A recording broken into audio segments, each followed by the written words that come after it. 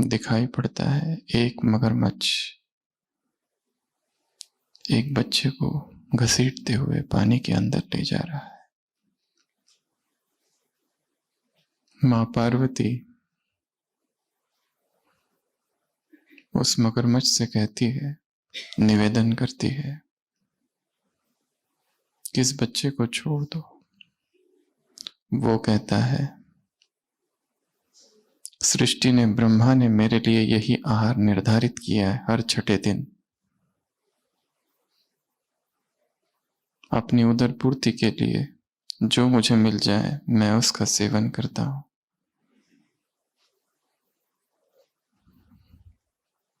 पार्वती फिर उससे कहती है, तुम इस बच्चे को छोड़ दो, मैं अपना सारा तपोबल तुम्हें प्रदान कर दूंगी। अब तक की हुई सारी तपस्या का फल तुमको दे दूंगी। वो ग्राह मान जाता है और पार्वती संकल्प शक्ति से अपनी सारी तपस्या का फल उस मगरमच्छ को दे देती है। और जैसे ही तपस्या का फल उस ग्रह को मिलता है, जैसे बुद्धि में प्रकाश प्रकट होता है, जहां अंधकार था वहां जैसे सूर्य प्रकट हुआ, बुद्धि तेजोमय हुई, सतों की प्रधानता हुई।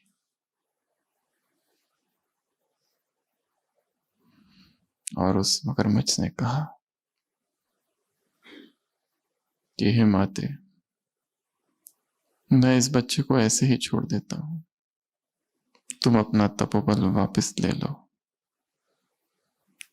परंतु पार्वती कहती है कि नहीं, जो दे दिया अब मैं वापस नहीं लूंगी। और वो मगरमच्छ उस बच्चे को छोड़ देता है। करुणामयी मां उस बच्चे को यथावत लौटाकर वापस आकर अपनी तपस्या में बैठती है और तपस्या आरंभ करती है। और अचानक दिखाया है शिव प्रकट होते हैं और कहते हैं, मैं तुम्हारी तपस्या से प्रसन्न हूं, क्योंकि तुमने जो तुम्हारे तप का फल उस मगरमच्छ को दिया वो वास्तव में मुझे ही प्राप्त हुआ है।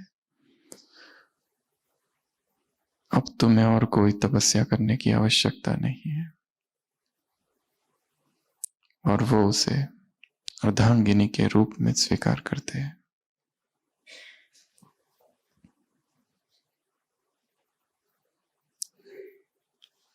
जो पीड़ित है, जो दुखी है, जो असहाय है,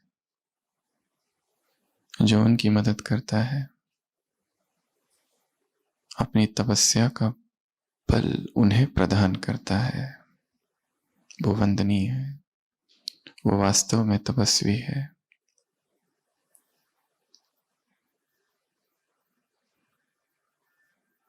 अपनी की हुई सारी तपस्या दूसरों को दे देना, यह बहुत बड़ा त्याग है। और इस विश्व मंच पर ऐसी एक दिव्यात्मा थी जिसने अपना सर्वस्व उस भगवान को दे दिया।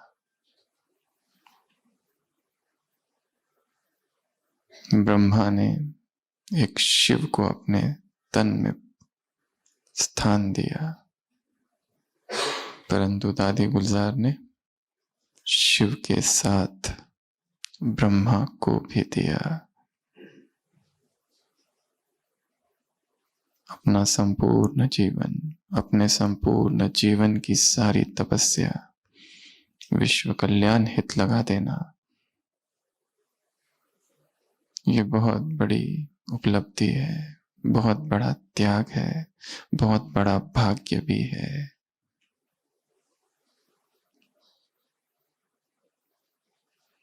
तो ऐसी सभी की प्रिय आदरणीय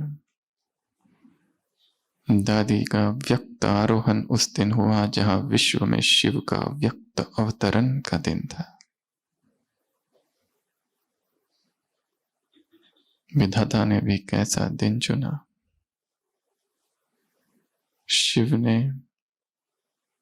अपने ही जन्मदिन पर अपने ही नंदी को अपने पास बुला लिया।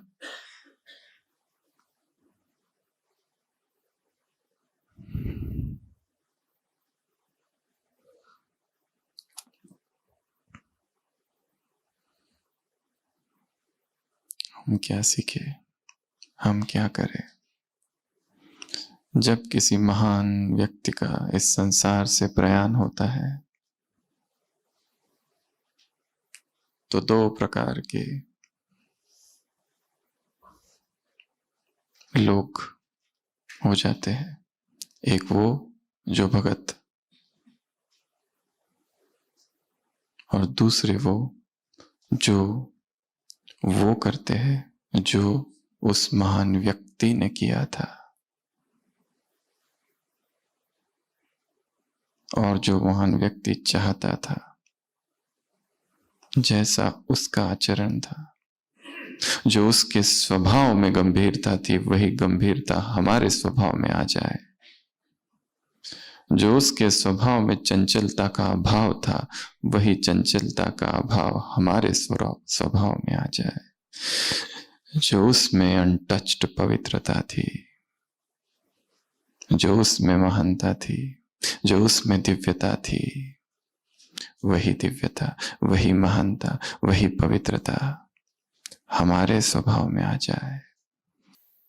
जो वो था, जैसा वो व्यक्ति था, उसी स्वभाव में, उसी स्वरूप में स्वयं को ढाल लेना।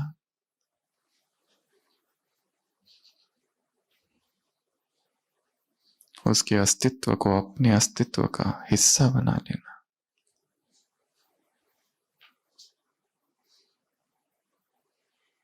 यही अभ्यास है, यही पुरुषार्थ है।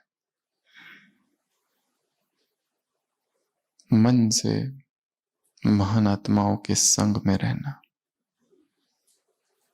उनकी वाणी जीवन का अंग बन जाए। क्या ऐसा हम कर सकते हैं? ऐसी तपस्या।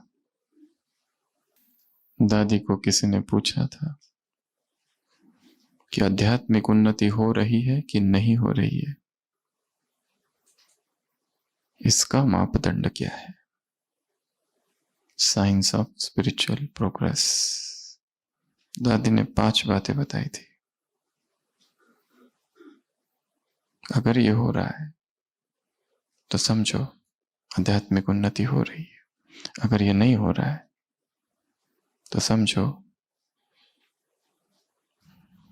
उत्थान नहीं, नीचे गिर रहे हो या वहीं ठहरे हो। और फिर दोष दूसरों पर लगाते, माया के तूफान आते, ये तुम्हारी अपनी मूर्खता है।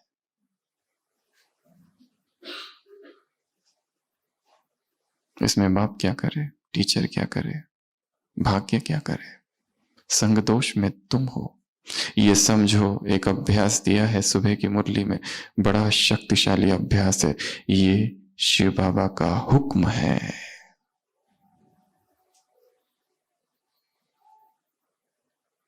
कितना अच्छा वाक्य है। यह आदेश है उसका।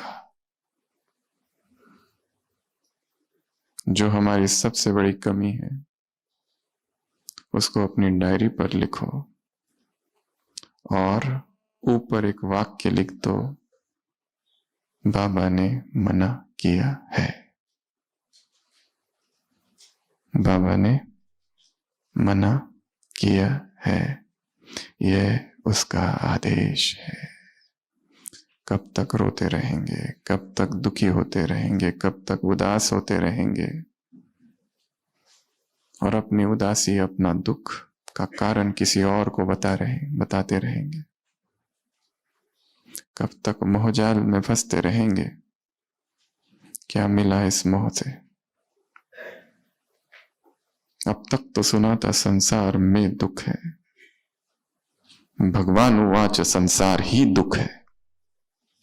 जरा भी सुख नहीं, रत्ती भर भी सुख नहीं। जिस में मोह लगाओगे हर देहधारी दुख ही देगा। सभी देहधारियों से बुद्धि हट जाए, कोई भी हो, लौकिक अलौकिक, खालिस दुख है संसार, शुद्ध दुख। सुख है ही नहीं किसी भी संबंध में। जहां जहां संबंध का विस्तार होगा और मोह का विस्तार होगा, वहां दुख ही आएगा। जिसे सुख समझे हुए हो वो दुख है।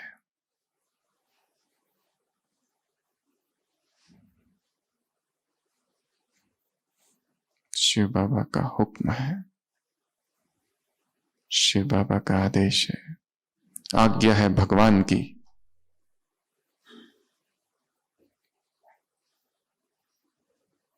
सबसे पहली बात दादी ने कही, जैसे जैसे आध्यात्मिक उन्नति होती जाएगी, प्रकृति पर विजय होती जाएगी, शरीर अथक बनते जाएगा। दूसरा, ज्ञान की गहराई स्वतः आएगी, सोचना नहीं पड़ेगा। बाबा के सामने बैठोगे, एक टॉपिक रखोगे और अचानक उस टॉपिक की उस गहराई को स्पर्श कर जाओगे जो आज तक सोची नहीं थी, ना कभी पढ़ी थी। ज्ञान के राज खुलते जाएंगे, ज्ञान स्वतः ही स्पष्ट होते जाएगा। सुना है दुनिया छीछी है, विकारी है, पर केवल सुना है, पढ़ा है, लिखा है, जाना कहाँ है? अगर जाना होता तो निरंतर होश में होते, फिर ये बेहोशी ना होती। बार बार बेहोशी हुई, फिर संसार से आकर्षण,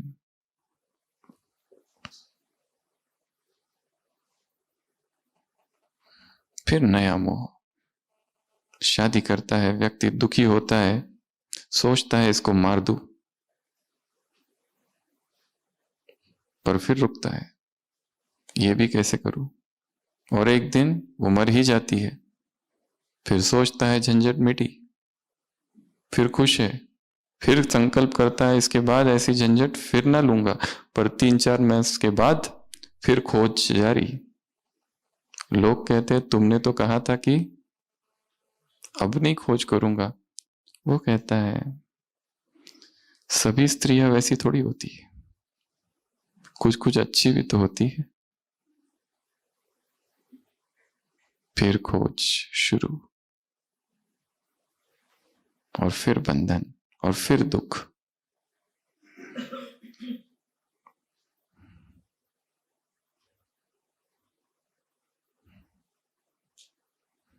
इच्छा का स्वभाव है अतृप्ति। इच्छा और तृप्ति का मिलना वैसा ही जैसे आसमान और क्षितिज का मिलना, वो कभी मिल ही नहीं सकते। और अगर कोई भी इच्छा इस संसार में पूरी हुई भी, जो वस्तु चाहते थे वो मिल भी गई, तो मिलते ही वो व्यर्थ होती है और नई इच्छा जागृत होती है। और इच्छा का ये कुचक्र व्यक्ति को भटकाता रहता है, चाहे वो आध्यात्मिक इच्छाएं हो या लौकिक, कोई भी भटकाते हैं।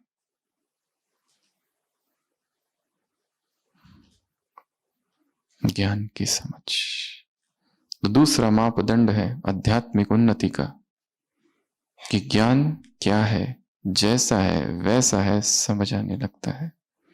तीसरा योग, योग में केवल स्थिति का नाम बोलो और उस नाम में स्थित हो जाएंगे। बीज रूप तुरंत बीज रूप, कंबाइंड कंबाइंड, फरिश्ता फरिश्ता, अव्यक्त अव्यक्त, तुरंत उस स्थिति का अनुभव, सारे संबंधों का अनुभव तुरंत। जो संबंध चाहो उस संबंध का अनुभव तुरंत। ये योग की सिद्धि होगी, ये योग की गहराई होगी। तीसरा धारणाएं, धारणाओं में जो संघर्ष चालू है वो संघर्ष समाप्त होगा और सारी धारणाएं स्वतः होने लगेगी। धारणा है निश्चिंत रहना, वरदान सुबह का, अचल अडोल हिले ना। निश्चिंतता स्वतः आएगी। इस पढ़ाई में मस्त हो जाओ, बाकी सारी पढ़ाई व्यर्थ लगने लगेगी, संसार ही व्यर्थ लगने लगेगा, बस यही अच्छा लगने लगेगा। चौथा, सेवा। सेवा में एक अजीब सा नशा होगा, एक अलौकिक नशा कि मैं निमित्त बना हूं इस सेवा के लिए, परंतु साथ साथ ये भी भाव होगा कि उसके सिवा मैं कुछ भी नहीं, इसलिए एक निमित्त भाव होगा। दादी गुलजार से कभी किसी ने पूछा, विदेशियों ने पूछा, दादी हम आपसे ईर्ष्या क्यों ना करें, जैसे आप ट्रांस में जाते हो हम नहीं जाते, आप में भगवान आते हम में नहीं आते, बताओ क्यों ना करें, करनी चाहिए ना। दादी ने कहा, करके क्या फायदा, करके भी क्या होगा, हर एक का अपना पार्ट है, हर एक का अपना भाग्य है। जो जिसको मिला है उसी में संतुष्ट रहना। जो परिस्थितियां सामने है, जिन लोगों के साथ हम हैं, जो सेवा हमको मिली है, जो सेवा का टाइमिंग हमको मिला है, उसी में तृप्त रहना, उसी में राजी रहना। ईर्ष्या, बदला, तुलना, घृणा, मतभेद, संघर्ष, अंतरकलह बेचैनी उत्पन्न करेगा। इसलिए आई एम ओके, क्या कहना है बाबा को, आई एम ओके। मैं जहां हूं, जिन लोगों के साथ हूं, सब कैसे हैं, बहुत अच्छे हैं, ऐसे ही चाहिए। बिना इनके मैं संपूर्ण बन ही नहीं सकता। मेरे संपूर्णता के लिए ये खाद का काम कर रहे हैं। इनके तीखे शब्द, इनकी तिक्त वाणी, इनकी फटकार, इनके हिसाब किताब, ये सब बहुत जरूरी है। इसलिए मैं खुश हूं और राजी हूं।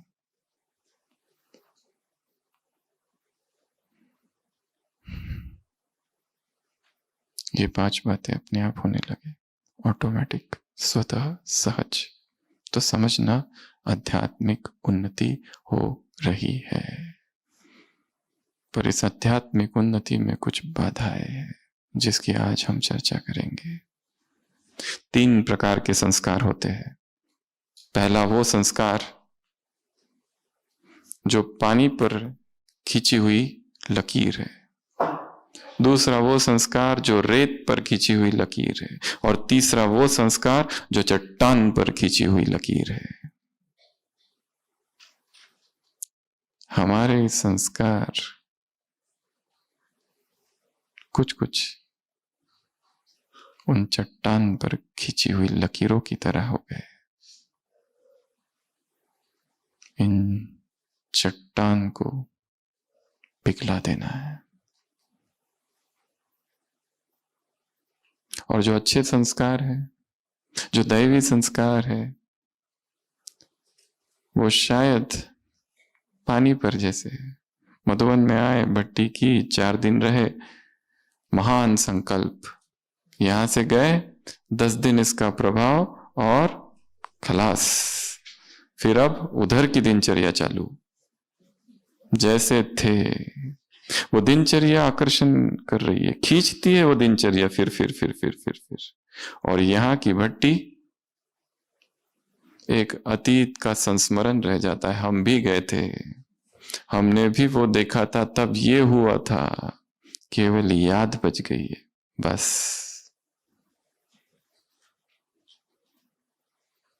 क्योंकि संस्कार चट्टान की तरह हो गए। इस चट्टानों को पिघलाना है, उसके लिए पानी नहीं लगेगा, आग चाहिए, आग। वो आग निकलेगी उन बादलों से जो ऊपर उबले। तो इन्हीं बादलों की और इन्हीं चट्टानों की आज हम चर्चा करेंगे। सबसे पहली चट्टान है विकार। इतने कड़े हैं, इतने गहरे हैं, जैसे चेतना का मूलभूत संस्कार वही है, काम। खींचते रहता है उसको अलग अलग रूपों से, रूप बदलते रहता है।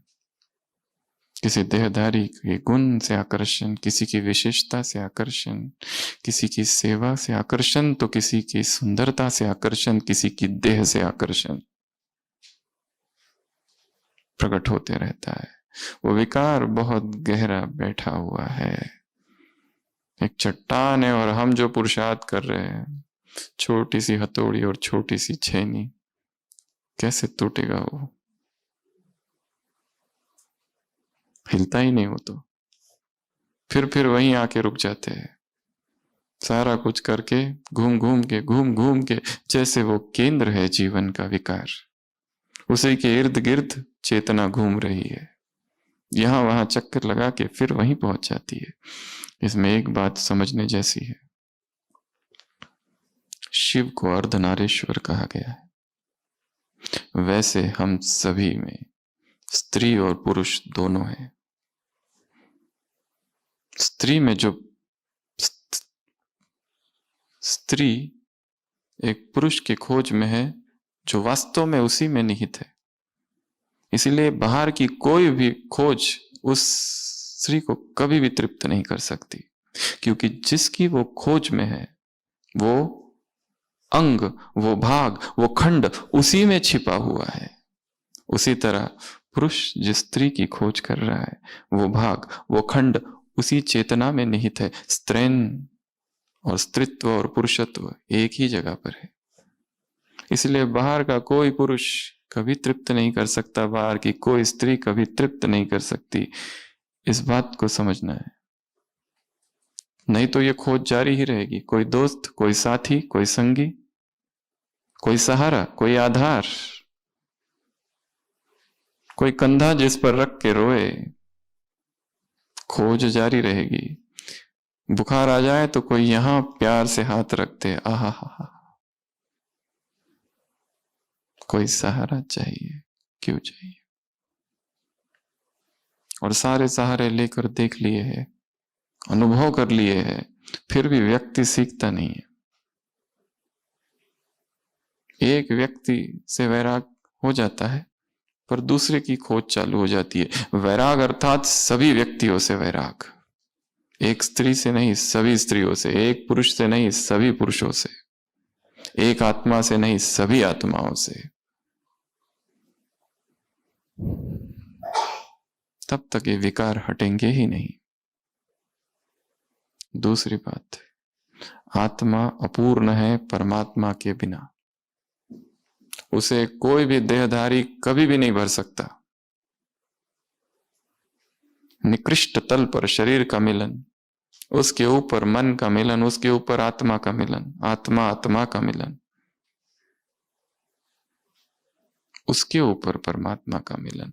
प्यास तो मिलन की ही है, परंतु दिशा गलत हो गई है। इसलिए जितने निचले तल पर व्यक्ति जीता है, उतना बार बार दुखी होता है। जैसे ही तल से ऊपर उठेगा, कुछ और होगा। ऊर्जा नीचे बह रही है, ऊर्जा ऊपर बहने लगे, वो इसी सत्य से बहेगी। तथ्य से जान, इस तथ्य को जानकर कि आत्मा अनंत है, अनंत की प्यास तो वो अनंत ही मिटाएगा। मुझ में जो भूख है वो कोई नहीं मिटा सकता, ना यहाँ का कोई भोजन, ना कोई व्यक्ति, कुछ भी मिटा नहीं सकता। ना कोई धन, ना कोई संपदा, ना कोई पोजीशन, कोई पद, कोई मान, कोई सम्मान, कुछ भी नहीं। ये सब प्राप्त होने के बाद भी व्यक्ति अतृप्त ही रहता है, प्यास बनी ही रहती है, वंस मोर की कामना से ही मरता है। सारे भोग भोगने के बाद भी तड़पता ही रहता है। तो ये दोनों बातें बड़ी सूक्ष्म है। पहली, मेरी प्यास मैं ही बुझा सकता हूं, मेरे अतिरिक्त इस संसार में मेरा कोई नहीं, मेरे अतिरिक्त इस संसार में मेरा कोई नहीं। और दूसरा, एक परमात्मा के अतिरिक्त मेरा कोई नहीं।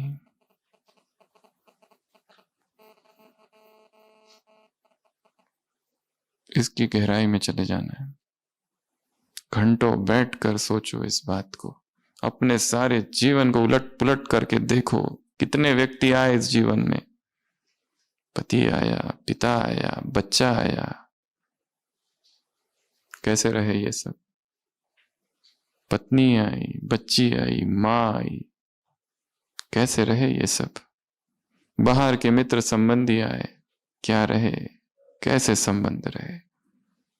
अतृप्ति तो बनी ही रही सब मिलने के बाद भी। अलौकिक परिवार में भी किसी को सहारा बनाया, क्या मिला? दुख।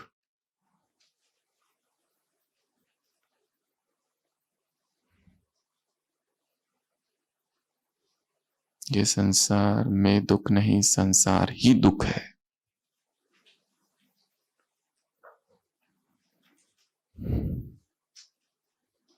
जब तक ये अनुभूति नहीं, तब तक विकारों का आकर्षण रहेगा। और वो विकार विकार के रूप में नहीं हमें आकर्षित करते, सुख के रूप में आकर्षित करते, सुख का आश्वासन देकर आकर्षित करते। दुख आता है सुख का आश्वासन लेकर, एक आशा लेकर, एक स्वप्न लेकर। दुखी हो ना, आओ मेरे पास, मैं तुम्हें सुखी करूंगा।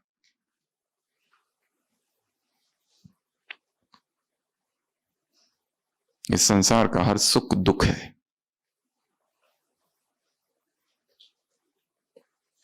बैठकर चिंतन करें एकांत में, जिसे मैं सुख समझ रहा हूं, क्या वास्तव में वो सुख है? नहीं है। मिला क्या, पाया क्या, हाथ में क्या है इस समय? अतृप्ति, बेचैनी। क्यों बेचैनी है? और हर भट्टी में शुरुआत में ही बताया जाता है, शायद सबने किया भी होगा, संपूर्ण मौन। बिना मौन के कोई भी भट्टी कभी सफल नहीं हो सकती। बातें करते हुए, बातचीत करते हुए कभी भी अंदर प्रवेश किया नहीं जा सकता। Total silence, mobile of, silent नहीं, किसी से भी नहीं बात करें। हाँ, जो व्यवस्थापक है उनकी बात अलग, पर जो बाकी लोग हैं, सार्वजनिक भट्टी का रूपांतर व्यक्तिगत भट्टी में नहीं हुई तो ये भट्टी व्यर्थ हुई। इसका रूपांतर किस में हो जाए? व्यक्तिगत में। अमृत वेला रोज मिस होता है।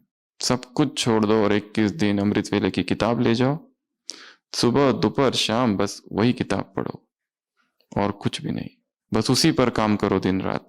रोने का संस्कार है, उसी पे काम करो। ऐसा क्या करो कि दुख अंदर प्रवेश ही ना करे। अब रोना प्रूफ की भट्टी, ये खाऊं वो खाऊं, खाऊं खाऊं, चटोरेपन से मुक्त होने की भट्टी, आत्म संयम की भट्टी, दोस्ती का संस्कार, इससे दोस्ती उससे दोस्ती, इसको मिलूं उसको मिलूं, इससे बात उससे बात, किसी से दोस्ती नहीं करनी है, अनफ्रेंड।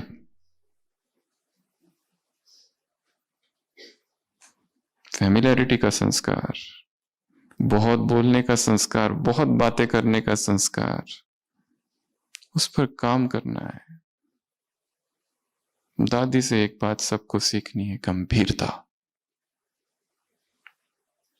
क्या सीखना है? गंभीरता की मूर्ति हो, मौन, मौन अवतार।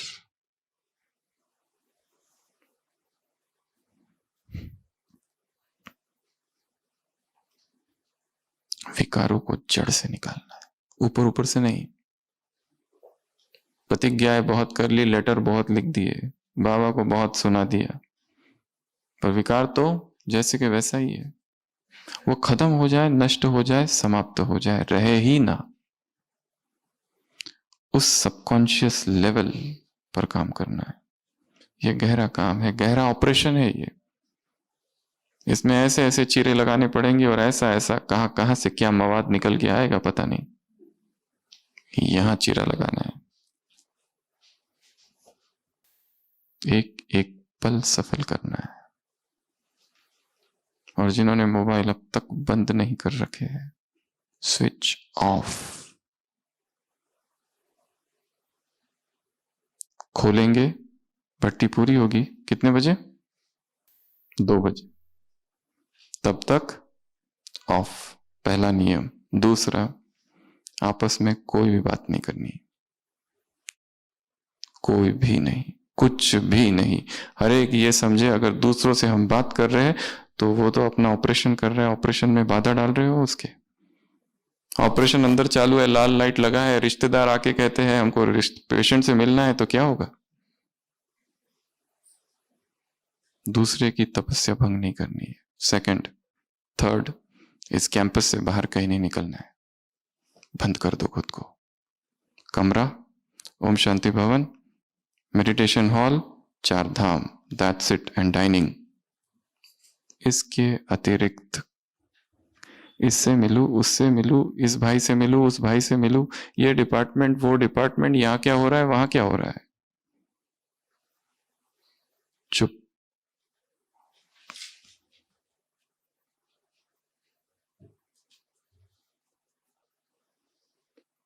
ऐसा अवसर फिर नहीं आएगा। पता नहीं, शायद यही लास्ट विजिट हो मधुबन की। पता नहीं फिर ऐसा मौका आएगा। कोई गारंटी कर सकता है कि हम फिर आएंगे मधुबन? समय तेजी से बदल रहा है और दादी का इस संसार से प्रयाण विश्व नाटक मंच पर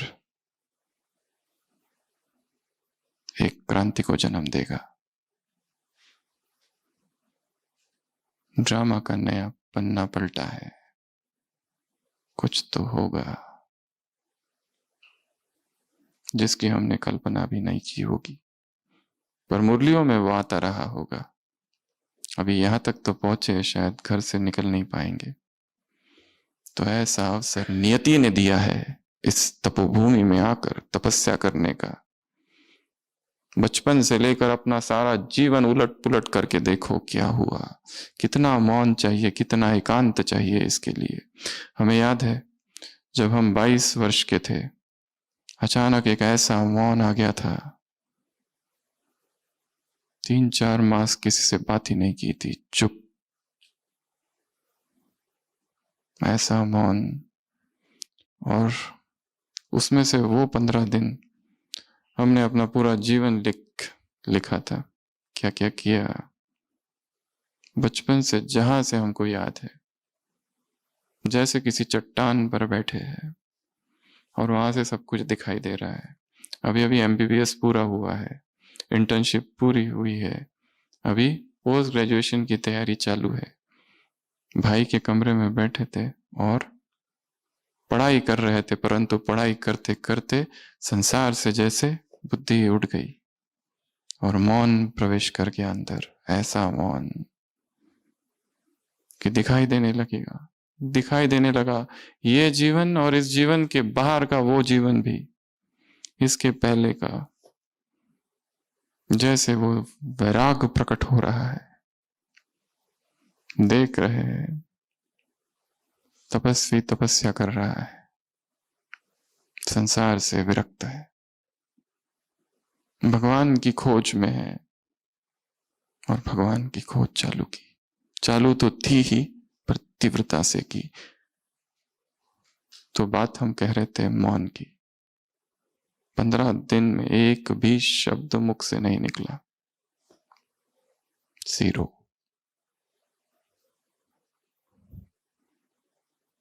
ऐसी पावर अनुभव हो रही थी, क्या करूं जाकर संसार को भर दूं प्रभु प्रेम से। भगवान कौन है ये भी नहीं पता, ब्रह्मा कुमारी से अभी संपर्क नहीं आया है, पर ऐसा नशा कि सारे विश्व का उद्धार करना है। दिखाई देने लगा बहुत सारा, हजारों लाखों आत्माएं आंखों के सामने है। कौन है, कहां है, कुछ खबर नहीं।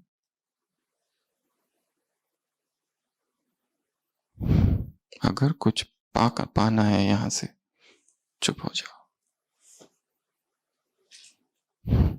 विकारों को जड़ों से निकालना है पहला। दूसरी चट्टान है विकर्म। इस ब्राह्मण जीवन में ब्राह्मण बनने के बाद किए हुए पाप, सारा ज्ञान होते हुए भी, होश में होते हुए भी, सारी मर्यादाओं को जानते हुए भी मर्यादा तोड़ी बेहोशी में। कुछ पल की बेहोशी थी, किसी से ऐसे संबंध बढ़ा दिए कि संबंध दोस्ती बन गई। दोस्ती प्रेम,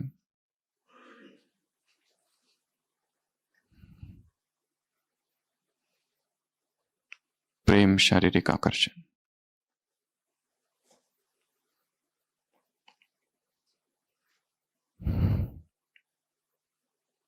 वो सारे विकर्म जो हुए, अगले 2 दिन बैठकर चिंतन करना है बाबा के सामने और बताना है उसे ये हुआ है, यही सत्य है। क्या करूं, इससे भाग तो नहीं सकते, छुपा भी नहीं सकते, ये है, दिस इज ट्रुथ। अब तुम बताओ क्या करूं, अब तुम बताओ क्या किया जाए। अब तुम्हारी शरण में आया हूं, तुम्हारे घर पर आई हूं, शरणागति हूं, यू गाइड। अर्पण कर दो, अर्पित कर दो, उस मैं को ही अर्पित कर दो। अभी भी शांतिवन में मुरली चली, बाबा ने नोट किया है एक बात, वो एक शब्द है मैं। सरेंडर किया है या फुल सरेंडर किया है, प्रश्न पूछा। अगले 2 दिन वो सूखा पत्ता बन जाओ, बह रहा है, चल रहे हैं, खुद कुछ भी सोचो नहीं, बस मुझे वो चला रहा है, चल रहा हूं, वो चला रहा है, सीढ़ियां उतर रहा हूं, वो उतार रहा है, भोजन खा रहा हूं, वो खिला रहा है।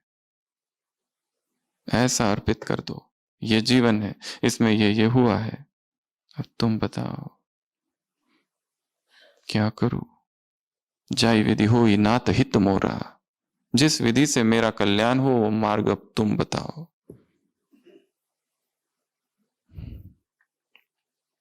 शिव शक्ति बाबा ने बनाया, फिर भी रोना आ रहा है, या आया, फिर भी दुख को अंदर ग्रहण किया, स्पंज की तरह सोख लिया अंदर। क्या ये श्रीमत थी? ना। और मेरे दुख का कारण मैं खुद हूं, जब तक ये रियलाइज नहीं होता तब तक उंगलियां दूसरों की तरफ उठती रहेगी। क्रोध मुझे नहीं आया, मुझे दिलाया गया। आप भी होते ना, आपको भी आता है। आप साकार में आके देखो, मुरली में है ना, बाप को सिखाते हैं। दूसरी बड़ी चट्टान है विकर्म। तीसरी चट्टान है व्यर्थ। इतना व्यर्थ, इतना व्यर्थ, यहाँ क्या हो रहा है, वहां क्या हो रहा है, इसका क्या हुआ, उसका क्या हुआ, इस बहन का क्या हुआ, उस भाई का क्या हुआ, उस कन्या का क्या क्या हुआ। तुमको क्या करना है, किसका क्या हो रहा है, किसके घर में क्या हो रहा है, तुम्हें क्या करना है, तुम्हारे अपने घर में क्या हो रहा है।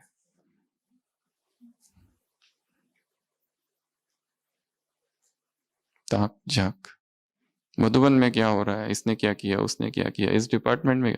मधुबन में, यहाँ मधुबन निवासियों के अवगुणों की लिस्ट निकालने आए थे या तपस्या करने आए थे?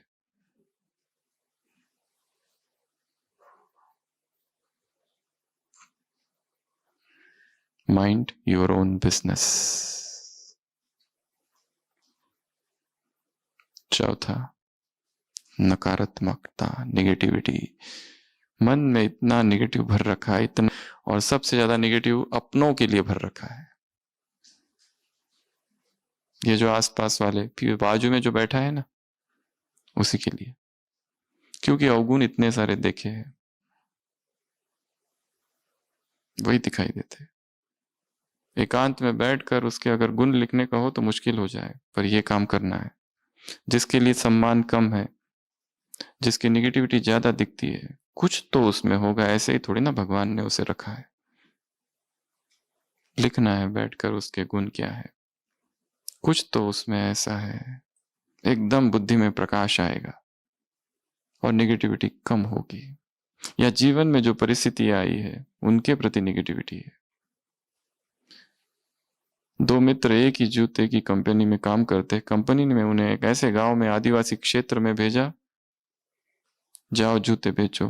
पहला गया, देखा यहाँ आदिवासी लोग कोई भी जूते नहीं पहनते, चप्पल भी नहीं पहनते, यहाँ क्या बेचूं, इम्पॉसिबल, वापस आ जाता है। दूसरा जाता है, देखता है, वाह यहाँ तो कोई भी जूते नहीं पहनता, चप्पल नहीं पहनता, यहीं पर मुझे सबसे ज्यादा ग्राहक मिलेंगे।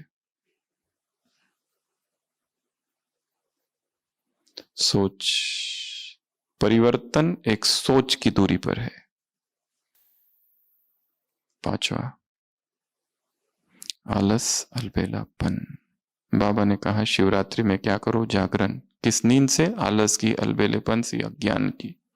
खुद को खुद ही जगाना है। कौन आएगा जगाने के लिए? कोई नहीं आएगा, हमें खुद ही अपने आप को जगाना है। कब तक इस बेहोशी में सोए रहेंगे? जिसे मैं महत्वपूर्ण समझ रहा हूं वो महत्वपूर्ण शायद है ही नहीं। तमोगुनी, तमोगुनी ऐसे हो गए हैं कि 60 साल की उम्र हो गई, फिर भी क्या कर रहे हैं? फिर भी धंधा छोड़ते नहीं है, फिर भी सोचते हैं और विस्तार करूं, और विस्तार करूं। ये समय कौन सा चल रहा है और किसका चल रहा है? इतना विस्तार करके क्या मिलोगे, क्या मिलेगा? पैसा। वो पैसा जो भगवान की याद में नहीं रहकर कमाया जा रहा है, वो भगवान के यज्ञ में भी नहीं लगेगा।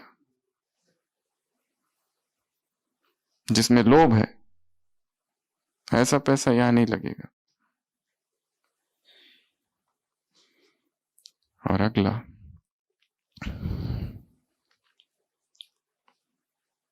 उदासी, दुख, भय, चिंता चट्टान की तरह खड़े हैं, ये पिघल जाए। क्यों उदासी है, क्यों चिंता है? बाबा कहते हैं निश्चिंत रहो। क्यों भय है? किस बात का भय है? कुछ छूट जाने का? जरूर मोह बहुत गहरा है इसलिए भय है। किसी व्यक्ति को पकड़ रखा है, छोड़ दो सबको, सभी को छोड़ दो।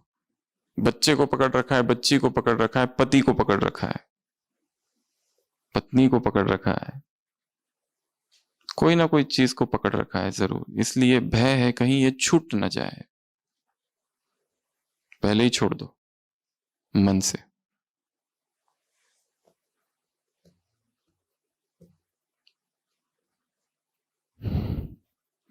जिसमें मोह है उसके प्रति दोष दृष्टि निर्माण करनी है, व्यक्ति के प्रति नहीं, उस संबंध या बंधन के प्रति। यह बंधन मुझे कहां घसीटते हुए लेके जा रहा है?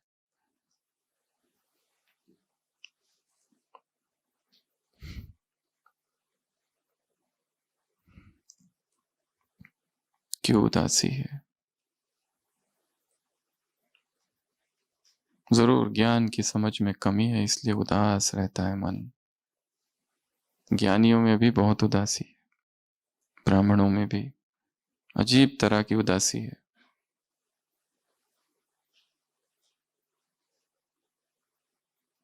सातवां, पुराने संस्कार या पुरानी दर्दनाक यादें अभी भी खड़ी है चट्टान की तरह, दबा के रखा है दुख।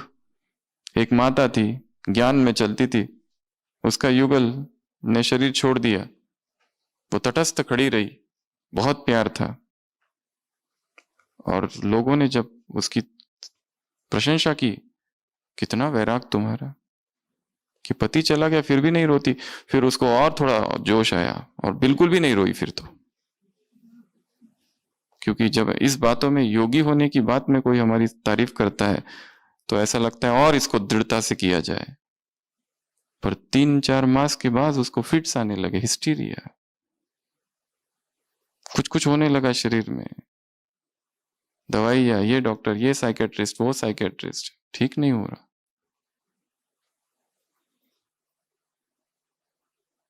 फिर जब उससे पूछा गया कि तुम्हारे पति से प्यार था क्या, उसने कहा लव मैरिज थी वो तो। फिर रोई क्यों नहीं? ब्राह्मण परिवार क्या कहेगा, तुम आत्मा को नहीं जानती, दुनिया को आत्मा परमात्मा का अमरता का ज्ञान सुनाती हो और खुद रोती हो। उसको ट्रेनिंग दी गई, रो, बह जाने दो आंसुओं में कूड़ा कूड़ा करकट सारा, दबा के मत रखो कुछ भी, जो दमन किया गया है रो लो जितना रोना है एक बार का, चार जार आंसू बहा लो बाबा की कुटिया में मधुबन में, जो कुछ किया है ना, दबा के मत रखो उसको। दुख को छिपाने से या दुख को प्रकट करने से दुख समाप्त नहीं होता है। बह जाने दो उसको आंसुओं में, समाप्त हो जाने दो उसको, छोड़ दो बाकियों की चिंता, और फिर उस बह जाने से नए व्यक्ति का जन्म होगा, क्योंकि दबा के रखा है। जो है वो है, बता दो उसको, यही है सत्य, नहीं तो बीमारियां उत्पन्न होगी कुछ ना कुछ अजीबोगरीब, जिसका किसी डॉक्टर के पास कोई इलाज नहीं होगा, साइकोसोमैटिक।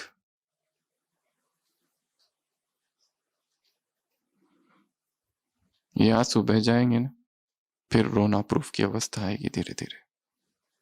आंसुओं को दबा कर नहीं आ सकती रोने से मुक्ति की अवस्था, वो दमन होगा, रिप्रेशन, सप्रेशन होगा। तो ये 7 चट्टानें हैं, और इन 7 चट्टानों को पिघलाने के लिए 7 प्रकार के बादल है। सबसे पहला वैराग। हमें वो बादल चाहिए जो पानी ना बहाए, क्या बहाए? आग, अंगार। वैराग उत्पन्न करना है या लाना है, और वो भी थोपा हुआ नहीं चाहिए, किसी ने कहा हुआ है इसलिए नहीं। अपने जीवन के पन्नों को पलटो और देखो क्या मिला, क्या मिला, क्या मिला। ये किया, क्या मिला? इस व्यक्ति में राग रखा, क्या मिला उससे? धोखा। बाबा कहते ये धोखों की दुनिया है।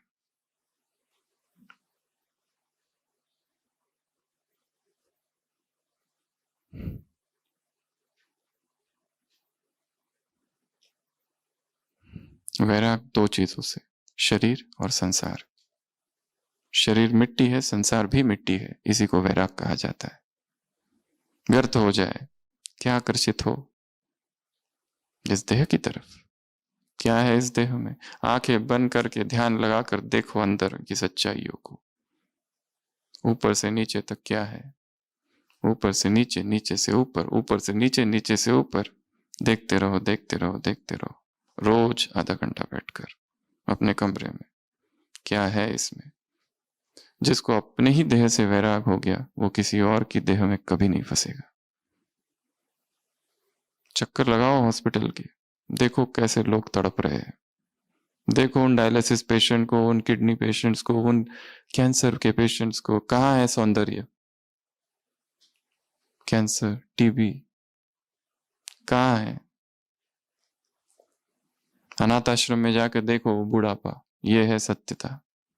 दिखाई नहीं देता, सुनाई नहीं देता, झुर्रिया पड़ गई है चेहरे पर। Where is the beauty? अनाथ आश्रम में जाओ, झुग्गी झोपड़ियों में जाओ, गरीबों को देखो। ये है सत्यता। सत्यता वो नहीं है जो फिल्मों में दिखाई जा रही है, वो झूठ है, मिथ्या है।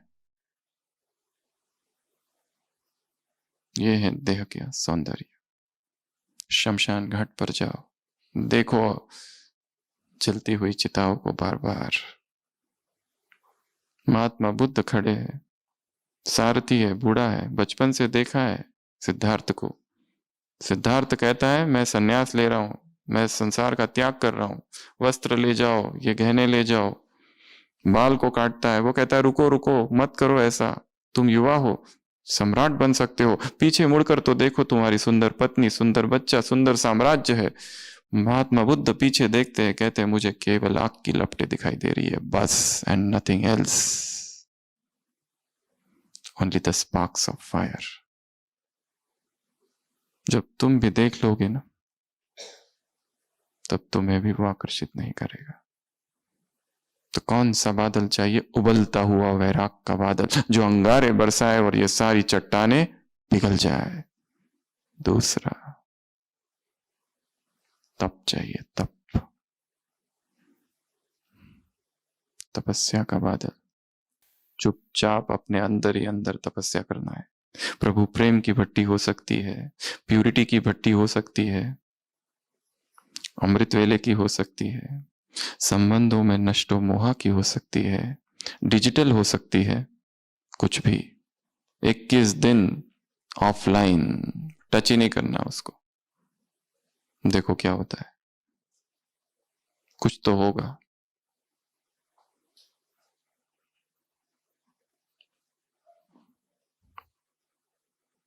तब तीसरा त्याग, वो हर चीज जो हमारी तपस्या में बाधा बनी हुई है उसको छोड़ दो। ऐसा लग रहा है ये सबसे बड़ी बाधा है, हटा दो उसको वहां से। वो हर व्यक्ति, वो हर चीज, वो हर वस्तु, वो हर भोग बाधा बनी है, थ्रो इट ऑफ, नहीं चाहिए। यहीं से संकल्प करना है, यहीं से मधुबन में प्लानिंग करके जाना है। मधुबन में आए हैं, वहां क्या करना है इसकी प्लानिंग करने, सेंटर पर क्या करना है, घर पे क्या करना है, ऑफिस पर क्या करना है, ट्रैवल का क्या करना है, पैसों का क्या करना है, संबंधों का क्या करना है, सेवा का क्या करना है।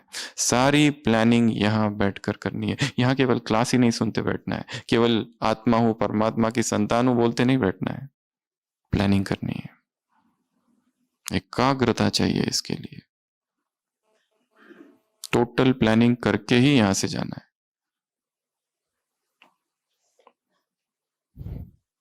त्याग।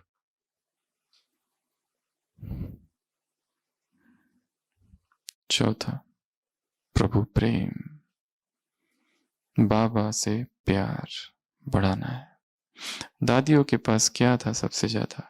यही था, बाबा का प्यार। दिन रात जैसे नस नस में, रग रग में बाबा समाया हुआ था। इतना प्रभु प्रेम, इतना प्रभु प्रेम का बादल बन जाना है, जो कि अंगारे बरसाए। पांचवा लगन, पांचवा लगन लगा देनी है, धुन धुन धुन धुन, बस वही करना है, वही करना है, वही करना है।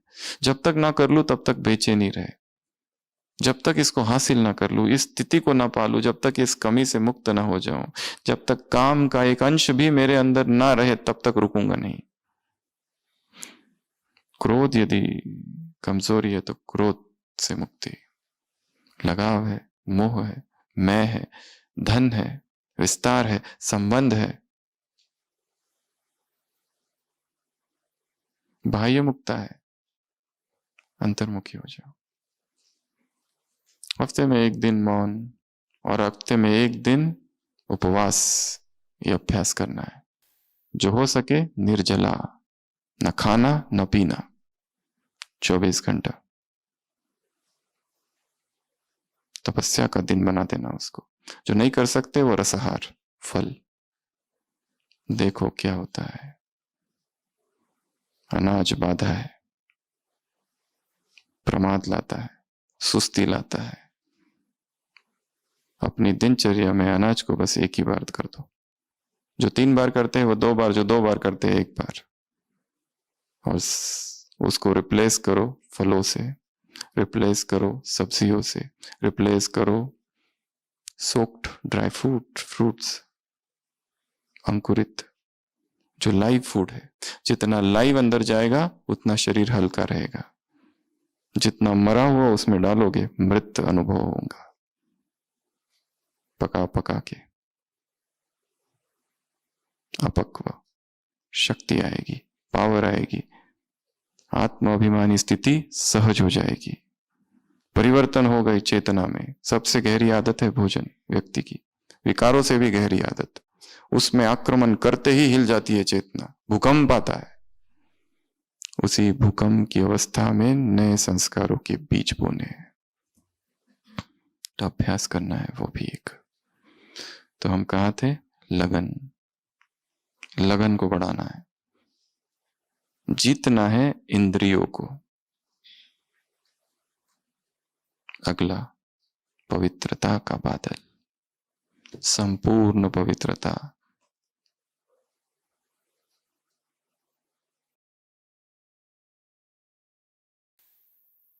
कहां पवित्रता भंग हो रही है उसको नोट करना है। किस व्यक्ति के द्वारा, किस वस्तु के द्वारा, ट्रिगर्स क्या है। क्या कुछ देखने से होता है, वो देखना ही बंद कर दो। अगर वही कारण है अपवित्रता का, अनइंस्टॉल ऑल द एप्स, हटा दो उसको वहां से।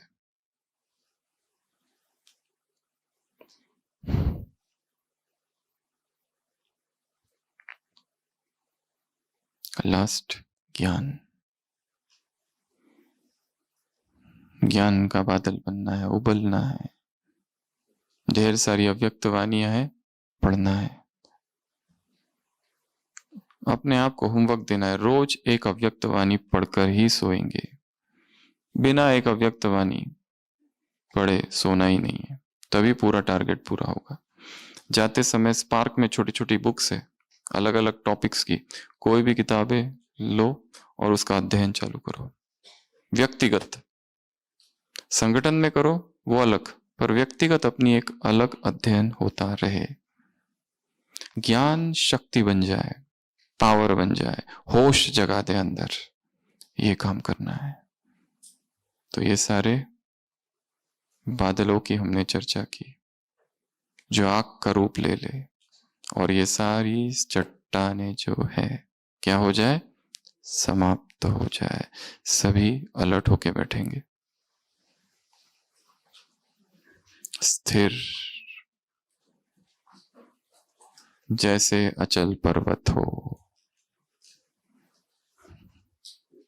अगले 5 मिनट हिलना ही नहीं है।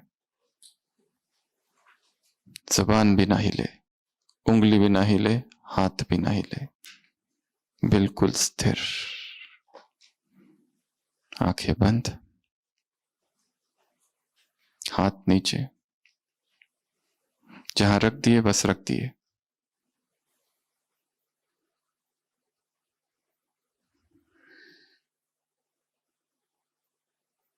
अचल पर्वत, शैल शिखर,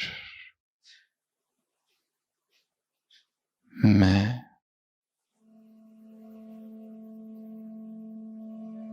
एक दिव्य चेतना हूं।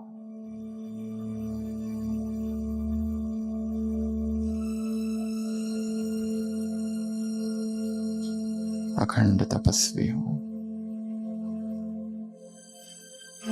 बाल ब्रह्मचारी, बाल ब्रह्मचारिणी।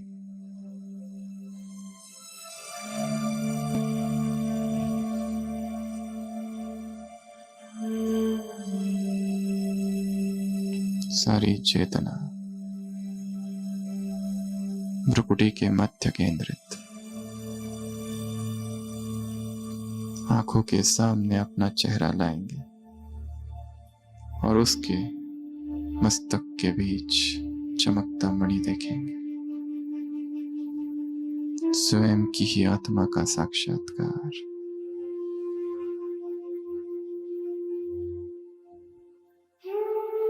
अपलक स्वयं को देखते रहेंगे। मणि चमक रहा है।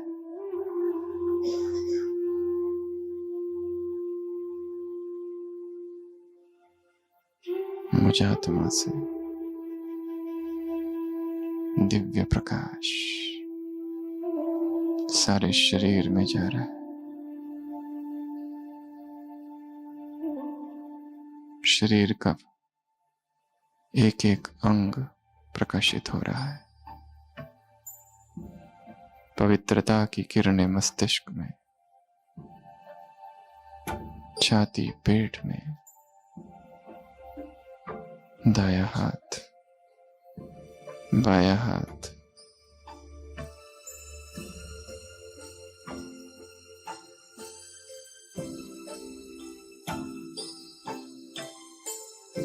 दायां पैर, बायां पैर, ऊपर से लेकर नीचे तक श्वेत तरंगे ही तरंगे, दिव्यालोक ही आलोक, पवित्रता ही पवित्रता।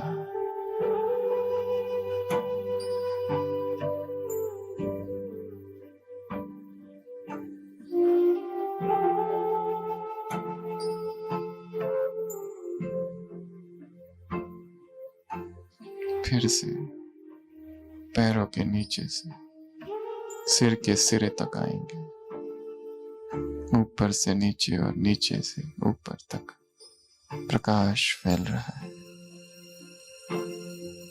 सारी देह में एक हल्कापन,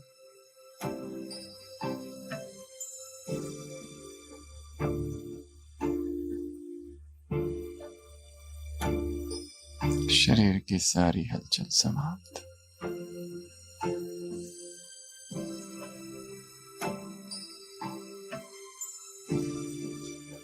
अब पहुंच जाएंगे अव्यक्त वतन में।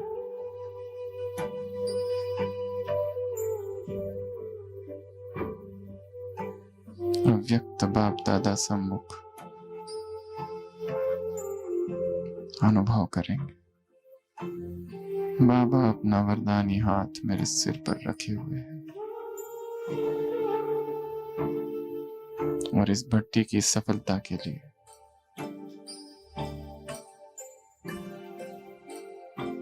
वरदान दे रहे हैं, विजयी भव।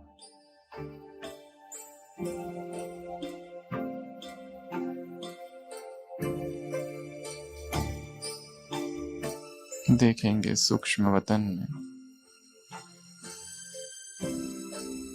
हृदय सम्राट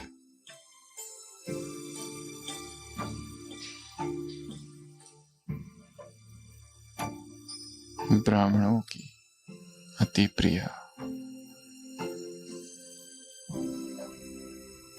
दादी हृदय मोहिनी, दादी से दृष्टि लेंगे।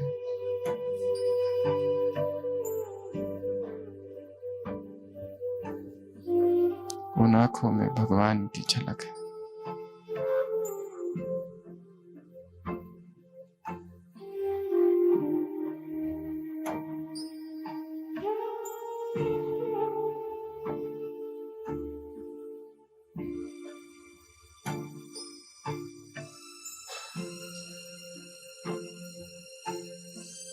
फिर से अब आंख खोलेंगे और सम्मुख बाबा विराजमान।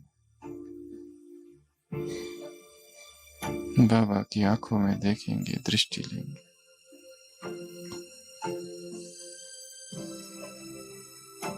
कोई हलचल नहीं,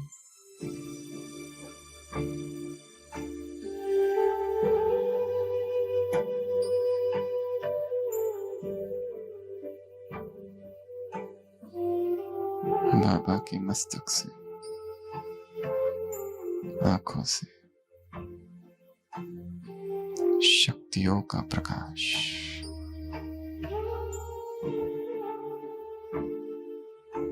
पवित्रता की किरणें मुझ आत्मा पर पड़ रही।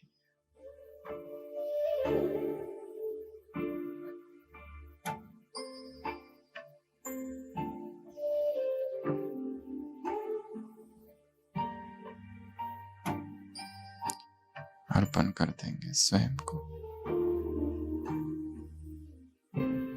मैं जो हूं, जैसा हूं, बाबा आपका हूं।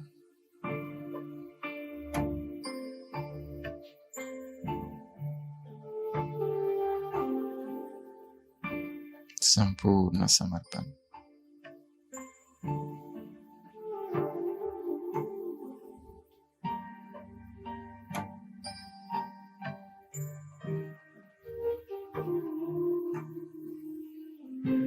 वापस आंखें बंद और बाबा की वो छवि मन में मर्ज करेंगे और संकल्प करेंगे ये भट्टी जीवन को परिवर्तन करने वाली भट्टी होगी।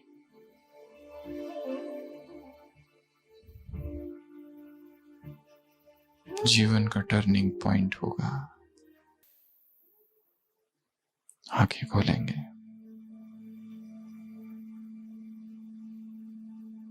ओम शांति।